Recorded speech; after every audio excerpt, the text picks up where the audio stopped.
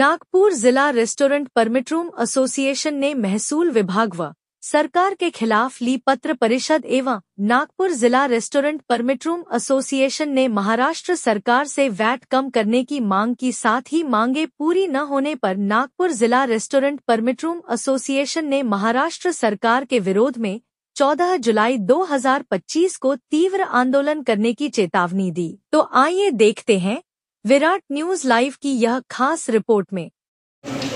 नागपूर जिला restaurant permit room association सर्वांचं स्वागत करीत आहे।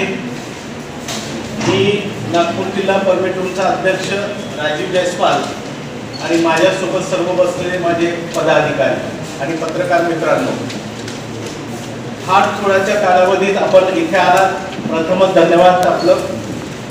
आजची पत्रकार परिषद सहसा दारूवाला पत्रकार परिषद कधी घेत नाही, परंतु आजकाल पत्रकार परिषद घेऊन रस्त्यावरती उतरायला लागला आहे।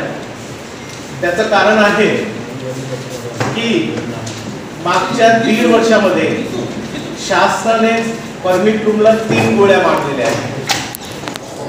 पहिली गोळी लागली ती वॅटची। वॅट हा पहिले 5% आमच्यावरती लागला होता।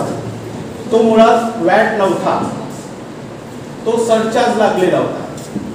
सरचार्ज मुंबई पासून ते विदर्भ असोसिएशन पूर्ण महाराष्ट्र 14 तारखेला बंद राहणार आहे। एक परमिट रूम पूर्ण बंद राहणार आहे। त्या दिवशी आम्ही संविधान चौकामध्ये सकाळी 11 वाजेपासून जमा होणार आहोत। सकाळी 11 वाजेपासून जमा होऊन तिथे आमचे निदर्शन होणार आहे।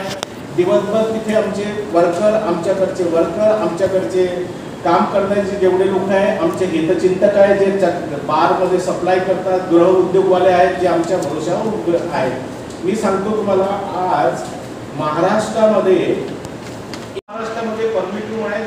गुढीला 15 जरी केला तर किती कर्मचाऱ्यांना आम्ही हे देतो। आता कोणी लहान हॉटेल असेल, कोणी मोठं हॉटेल असेल, एम्प्लॉयमेंट पहा आमचा किती आहे। डायरेक्ट एम्प्लॉयमेंट 15 गुढीला करा तर एवढा एम्प्लॉयमेंट आम्ही दिला। त्याच्यानंतर हॉटेलमध्ये जेवढं आम्हाला काही असलं तरी आम्ही व्यापारी आहोत। सगळ्यात पहिले आम्ही सरकारचे महसूल कलेक्टर आहोत। सरकारला महसूल गोळा करून देणार आहोत। 14 तारखेला आमचं बंद आहे, पूर्ण महाराष्ट्र बंद राहणार आहे। नागपूर जिल्हा पूर्ण बंद आहे, विदर्भ पूर्ण बंद आहे। प्रत्येक जिल्ह्यामध्ये, प्रत्येक जिल्ह्याच्या ठिकाणी सर्व परमिट रूम आपले निदर्शन करणार आहेत। दुपारी मोर्चा निघणार आहे। नागपूरची पोझिशन मी सांगतो, नागपूरमध्ये आम्ही संविधान चौकामध्ये सकाळी 11 वाजेपासून आंदोलन होणार आहे। विविध व्यापारी संघटन, Nag Vidarbha chamber of commerce आणि इतर जेवढ्याही संघटना आहेत त्यांनी आम्हाला समर्थन केलेलं आहे, ते तिथे येणार आहेत। त्याच्यानंतर आम्ही साधारणतः 2-2:30च्या दरम्यान मोर्चाच्या रूपाने कलेक्टर ऑफिसकडे जाणार आहोत आणि कलेक्टर साहेबांना निवेदन देणार आहोत। किती लोक सहभागी होणार आहे त्या मोर्चामध्ये? आमचे जेवढे परमिट रूम आहेत तेवढे साधारणतः नागपूर डिस्ट्रिक्ट मध्ये 1100 परमिट रूम आहेत। 1100 परमिट रूम आपण सोडून देऊ, 100% सोडून देतो। मोठ्या हॉटेलवाले येतात। 1000 परमिट रूम आणि त्याचे कर्मचारी, एकाचे एखादा परमिट रूम आहे, एकाचे 2 परमिट रूम आहे, असे कर्मचारी म्हणून कमीत कमी 2 ते 3 हजार लोक तिथे जमा होणार आहेत। 2 ते 3 हजार लोक जमा होऊन दिवसभर तिथे नारेबाजी आणि कलेक्टर साहेबांकडे मोर्चा। जर यामध्येही सरकार जर ऐकलं नाही तर येणाऱ्या काळामध्ये जे आमची पूर्ण महाराष्ट्राची बॉडी डिसिजन घेईल, मग ते लागोपाठ बंद करायचं असेल, लाक्षणिक बंद करायचं असेल, कंटेनिंग बंद करायचं असेल, कलेक्टर साहेबांकडे चाब्या द्यायच्या असतील तर हे करणार आहोत। 10% टॅक्स सरकारला हटवावाच लागेल, कारण की हा 10%चा वॅट टॅक्स हा आमच्यावरती अन्यायकारक आहे। त्याच्यानंतर सरकारच्या नवनवीन स्कीम येतात। ड्रग अँड ड्राईव्ह झाली, मग 365 दिवसाच्या मध्ये तर 15 ते 20 दिवस बंद येतात। मग कुठे मोर्चा निघाला तर दारूवालाच बंद करायला, ते आजकाल फॅशन झालाय कि कुठून मोर्चा निकाला। अरे लॉ एंड ऑर्डर बिगड़ रही है या कुछ हुआ है तो उसको संभालने के लिए कौन है? पुलिस डिपार्टमेंट है ना भाई। पूरा मार्केट खुला है और आप वहाँ पे यदि दारू मार्केट खुला है, वाइन शॉप खुली दिख रही है या परमिट रूम खुला दिख रहा है, उसको आप बंद कर देते हो। वेळोवेळी हायकोर्टाने आदेश देऊन सुद्धा ऐकत नाहीत। त्याच्यामुळे ते बंद होतात. मग drunk and drive, drunk and drive साधारण परमिट रूममध्ये कधीही ड्रंक अँड ड्राईव्ह होत नाही.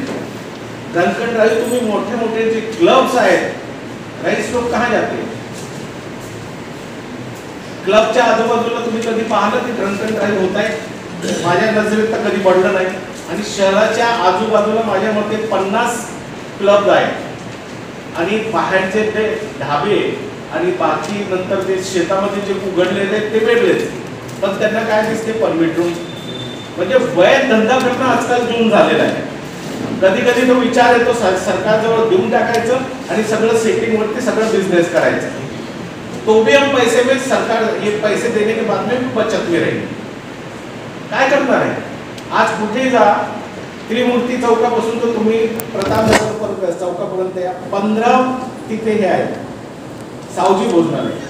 रात्रीला चक्कर मारा, एकही टेबलवरती दारूची बॉटल नाही मिळाली तर सांगा. हे दिसत नाही प्रशासनाला का? वेळोवेळी ते म्हणतात तुम्ही लिस्ट द्या. अहो तुम्ही कशासाठी आहे? तुमचा खुफिया विभाग कशासाठी आहे? डीबी स्क्वॉड कशासाठी आहे? फक्त वाईन शॉप आणि परमिट रूमचे कस्टमर पकडायला. त्याच्यानंतर बजाजनगर चौकात जा, सगळे नष्ट होतात. म्हणजे फॅक्टरी तिथे 40% वॅट आहे. 40% वैट जब तुम्हें तिथे घेत असाल तो वैट पे वैट कैसे ले सकते हैं आप? ये तो मेरे को बताइए, कौन सा कि हिंदुस्तान में ही हो सकता है? आज परमिट रूम का हिसाब लगाएंगे. वैट का 10% वैट हर किसी के सेल पे होता है. जितना सेल जिस आउटलेट का हर एरिया का अलग अलग साइड से डिपार्टमेंट के पास में भी नहीं. एक मिनिट थांबा. मागच्या वेळेस मंत्रालयामध्ये दादांच्या कॅबिन मध्ये आमची मीटिंग झालेली होती. त्याच्यासोबत सेक्रेटरी आणि भरपूर लोक प्रशासनाचे उपस्थित होते. त्याच्यामध्ये विचारल्यानंतर हा प्रश्नाचं उत्तर मिळालं नाही. म्हणजे वॅट डिपार्टमेंटला सुद्धा माहिती नाही की आमचे वॅटचे रजिस्ट्रेशन किती झालेले आहेत आणि किती आमच्याकडे गोळा होतो. तो हम तो भैया व्यापारी है. जैसा जो पड़ोसी राज्य है एमपी छत्तीसगढ़ वगैरह से जो दारू सप्लाई होती है इलीगल जो सप्लाई होती है, तो आपका कहना कि एक्साइज डिपार्टमेंट पुलिस की मदद से हो रही है? एक्चुअल इस पे डिपार्टमेंट का कंट्रोल चाहिए. जहाँ जहाँ भी अपने बॉर्डर्स है, जैसे आरटीओ बॉर्डर्स रहती है वैसे एक्साइज के बॉर्डर रहेंगे तो इसको कंट्रोल हो जाएगा. 101% कंट्रोल होगा. क्योंकि एमपी छत्तीसगढ़ यहाँ दारू सस्ती मिल रही है और दारू सस्ती से मिलने से ज़्यादा हमारे जो महाराष्ट्र है, गांव में जाओ, गृह उद्योग हो गया चालू. आज सरकारला आमचं म्हणणं आहे की परमिट रूम हा मोठ्या त्रासात आलेला आहे. हे 10%चा वॅट टॅक्स तुम्ही फर्स्ट पॉईंटवरती द्यावा आणि जे लादलेली फी आहे ती कमी करावी आणि जी तुम्ही ड्युटी वाढवलेली आहे ती ड्युटी वाढ कमी करावी, जेणेकरून ते धंदा करणे सर्वांना सोयीचं होईल. तुम्ही आंदोलन करणार आहे पुढच्या वर्षी?